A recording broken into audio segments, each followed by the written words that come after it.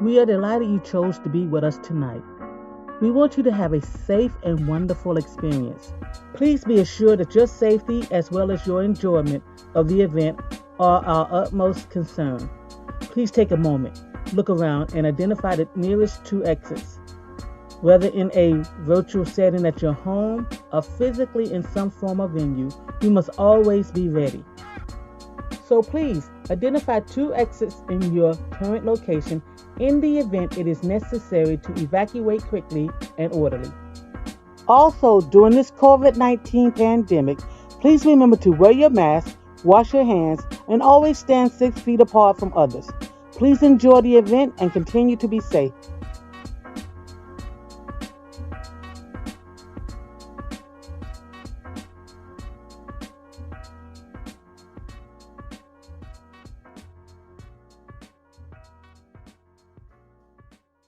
Greetings and welcome to day 5 of the Coalition Staten Island Black-led community-based organization Candidates Forum Week.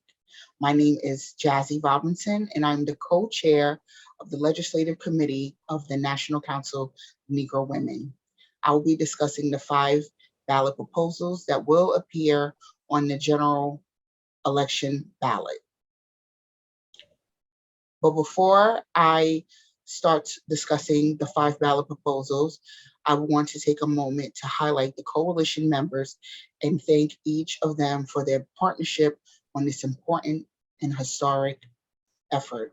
Besides NCNW, the Staten Island section, we have the African Community Alliance of Staten Island, the Central Family Life Center, Empowerment Zone Inc., Fatherhood Matters, Harriet Tubman Purple Hat Society, Hidden Pearls of Staten Island, Alpha Kappa Alpha Inc., Lambda Kappa Mu Sorority Inc., Lambda Chapter, the Staten Island Alumni Chapter of Delta Sigma Theta Sorority Inc., the Staten Island Black Heritage, the Staten Island Branch the NAACP, the Central Family Life Center, and the Staten Island Liberian Community Association.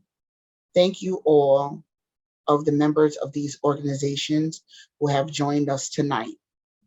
Early voting starts this coming Saturday, and your vote matters. So sit back, relax, and enjoy. And remember, if you don't vote, you don't count. Now I will discuss the 5 ballot proposals that you will see on your general election ballot. Proposal number 1 will be discussing the redistricting proposal. Proposal 1 is on redistricting. I highlighted the main points.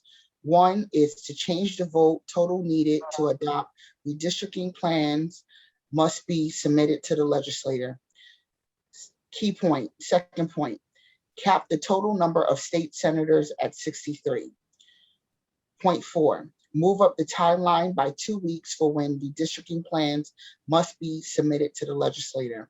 Point 4, require that incarcerated people be counted at the address where they live before going to jail or prison for the purpose of redistricting, not where they're being detained. All of the proposals are very important and we need to vote on these proposals. We cannot bypass them because these proposals will be adopted into the New York State Constitution. Why I think that it's important that we don't pass over proposal number 1 is because that when it comes down to our incarcerated brothers and sisters, they are not being fairly accounted for. They're being counted in where they're being incarcerated and not where they used to live, where they reside. So for example, if someone lived in Staten Island and they moved and they are detained in upstate, then they will be counted as an upstate resident, not as a Staten Island resident. And we have seen in the recent census count that the Black population did see a decrease, which was not a fair nor accurate count of our population. Also, the Black community makes up 14% of the population, but we make up 42% of the prison population. So it is very key and very crucial that we make sure that we are being accurately accounted where we reside and not where we are being detained. So again, please do not bypass these proposals, especially number one. And also two, it is very key and crucial now that we see that there is the redistricting process going on. Right now, the Independent Redistricting Commission is now, they have their proposals, which has to be voted on. And we need to ensure that this is passed, because if not, then what we're going to encounter is that when it comes down to 2022, we're going to see candidates who want to run for office in 2022 be denied because of the plans, because when it's time for them to petition, petitioning starts late February, early March. And if it's not passed, then we're going to see candidates run into conflict because the new plans will be submitted and approved around the same time. So that's why it has to be moved up to January the 15th to ensure that that everyone has a fair chance to run who wants to run in 2022. Now I will discuss proposal number 2, which will talk about the environment. The main points of the proposal number 2 is this: each person shall have a right to clean air and water in a healthy environment. This new bold right will be added to the New York State Constitution. Second point, the proposal will push legislators and government officials to ensure that the environment is a top priority. Lastly, advocates are in favor of the amendment because they believe it will create a mechanism for combating environmental racism, rebalancing the inequities communities of color and low-income communities face from disproportionate exposure to pollution and other environmental harming practices. And the reason why this is so important is because that for so long we have seen, especially in the Black and Brown communities and low income and marginalized communities, we have seen the effects of environmental harm, even in Staten Island, where you see in mostly Black and Brown communities, you see the high rate of asthma and respiratory illnesses. So being that this proposal, this bold proposal, will be in the New York State Constitution speaks volumes, because now environmental justice will be taken as a top priority. And now the people, communities, will have access to the courts. Now we'll be able to have successful lawsuits, whereas before, if we weren't so successful, where we weren't able to get the paperwork, the necessary documentations, and necessary to sue corporations for violating our communities. So proposal number 2, please do not bypass this, especially if you are an environmental justice warrior or just someone that cares about their communities. We cannot afford to have environmental issues be ignored any longer. And now we will talk about proposal number 3, which is very important, and this cannot be bypassed as well: eliminating the 10-day advance voter registration requirement. I will break down the points as you see it. More voters will be enfranchised by shortening or eliminating the deadline to register to vote. Second point, on election day, voter rolls can be updated and corrected, allowing eligible voters who have moved or have been removed in error from the official rolls to update their registration records. Same-day registration can increase voter turnout and participation by ensuring all eligible voters can cast their votes. This proposal will allow the legislature to implement same-day voter registration. 20 states currently allow for same-day registration. So we cannot bypass this proposal at all. One, this will ensure and this will increase voter turnout. We have seen that during the pandemic. So now we will see more people, if this passes, we will see more people eligible to vote. Speaking for someone that used to be a coordinator at the Board of Elections, you're looking at the voter rolls when voters come to vote and they notice that their name was not on the ballot, and we have to give them an affidavit ballot or let them know that that their name is not in the voter rolls, but we don't turn anybody away. So this now will allow them to vote same day. We will also be able to allow people to vote the same day, to cut out a lot of the mishaps that we've seen, when people try to vote. So that it will eliminate all of that so that people can vote and be encouraged to vote, and there won't be any roadblocks, because people get easily discouraged when it's time to vote, especially, the Black community. We wait online where we're told we're not in the book, knowing that we voted. Here now, we can vote, we can do everything the same day, and we can correct whatever mistakes is in the book, in the voter rolls, and we can vote. So this is why we cannot bypass this crucial proposal. Now we will discuss proposal number 4, which is authorizing no excuse absentee ballot voting. Here are the main points for this proposal. Voters can request for an absentee ballot without providing a reason. This measure will increase voter participation, especially for late voters or undecided voters.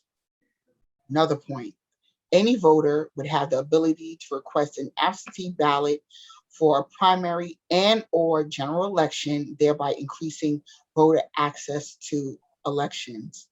Lastly, this proposal has the potential to take off pressure of poll sites by reducing the number of in-person voters. We are in a new normal, folks. We are in COVID time. And it's very important that we are able to vote in a safe way, and that protects us and the poll workers. We need to make sure that which we always talk about, especially in grassroots organizations, in civic groups, about access. This will give us access. So if you want an absentee ballot, normally we had to put a reason. Most recently, when we were at the height of COVID, everyone who wanted to was able to get an absentee ballot, and it was marked with a reason. Now, at this point, we were able to get absentee ballots without providing an excuse. You don't need an excuse. You can just get an absentee ballot and you can vote without providing a reason. And again, we have to increase our participation, and we need to increase our engagement, because right now our engagement when it comes down to certain elections is abysmal, but we do need to increase that. And if we take away the barriers and obstacles from preventing people to vote, more people will be more engaged to vote, come out to vote, and become more civically engaged.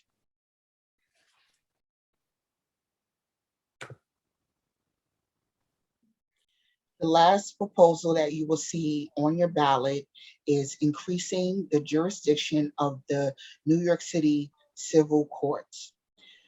Here are the main points. In 1983, the Constitution was amended to raise the jurisdictional limit of the New York City civil courts from claims from $10,000 to $25,000, where it has remained. This was done to adjust for inflation and help lift a burden off backlog New York State courts.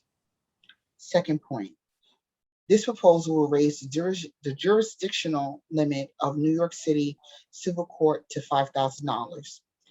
Last point, this proposal will reduce backlogs and delay by relieving some of the burden placed on the New York City courts judges who hear civil cases with claims above $25,000.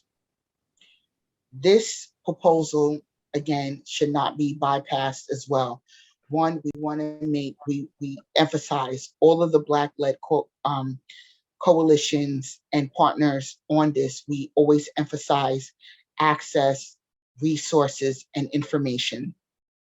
And it's important that we have this proposal passed because, one, it will ensure that the courts are run in a more smoother and more timely fashion.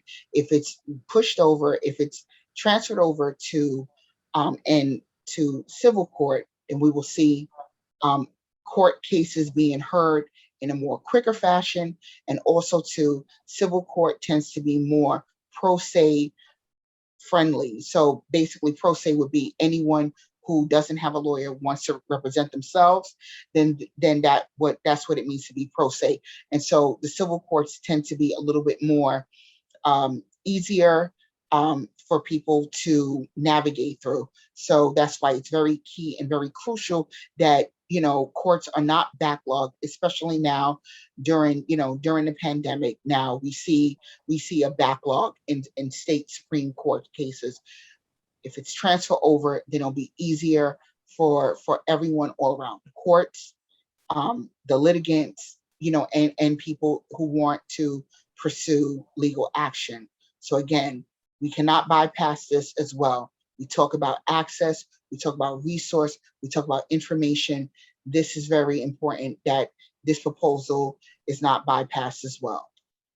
Also, I wanted to leave some very important information. So as you can see on the screen, we have early voting and voting critical dates. So polls are open from 6 a.m. to 9 p.m.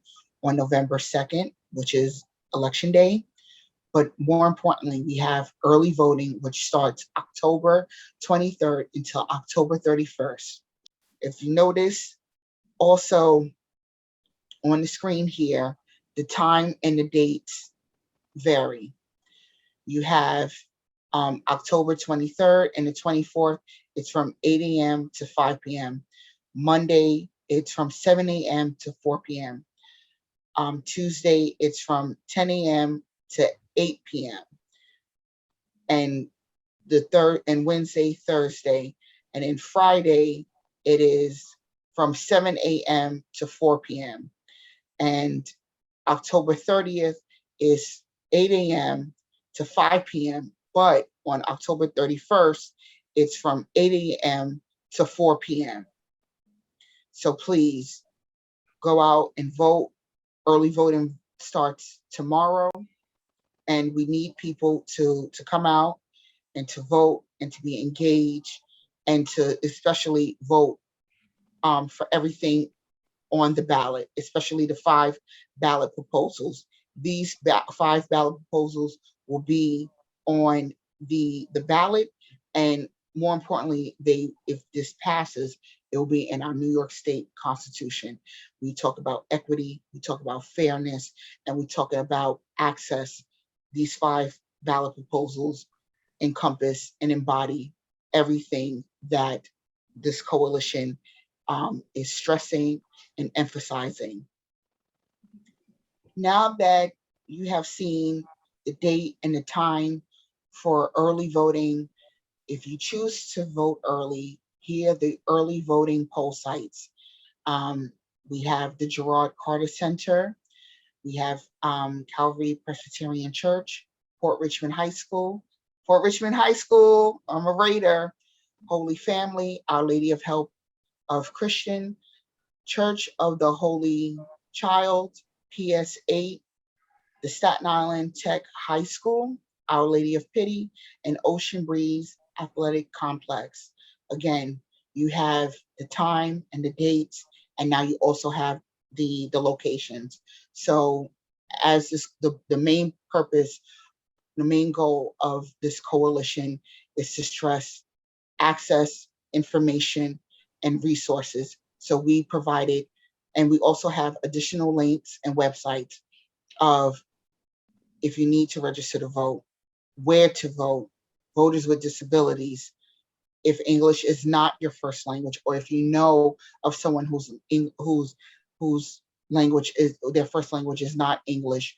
We also have the link for the sample ballots, and we also have from the League of Women Voters of New York State, we also have a voter guide that will give a much more detailed information regarding the 5 ballot proposals. So again, here are the information, the additional links for everyone to access and to utilize. Again, we gave you the information, and as we've been stressing, if you do not vote, you do not count.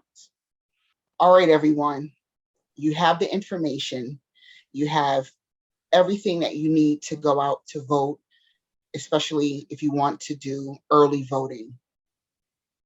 So I'm saying this as your newly elected female district leader of the Assembly District 61st, and also as a member of the National Council of Negro Women. I need you to go out there to vote. I need you to go out there to show up and show out, because now is not the time for us to stay home. We've given you, this coalition has put their heart, their body, their souls into creating this informative platform for everyone. And so we need you to come out and vote. And I'm going to be making sure, because as a district leader, I have to make my rounds, and I'm going to be making sure that you go out and vote. And I hope to see you at the polls, because as we've been saying, if you do not vote, you do not count. So come out, show out. I want to see you there. I'm going to be watching. I'm going to be making sure that you come out and vote, everyone. Thank you.